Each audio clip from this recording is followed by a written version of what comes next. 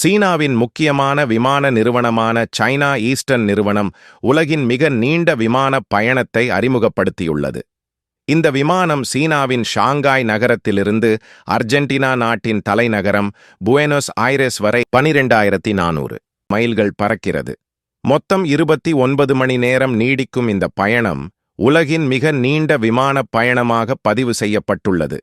இந்த பயணம் நியூசிலாந்து நாட்டின் ஆக்லாந்து நகரத்தில் 2 மணி நேர இடைநிறுத்தம் கொண்டது. இதற்கு முன் சிங்கப்பூர் ஏர்லைன்ஸின் நியூயார்க் சிங்கப்பூர் இடையேயான 19 மணி நேர நேரடி விமான சேவை உலகின் மிக நீண்ட விமான பயணமாக கருதப்பட்டது.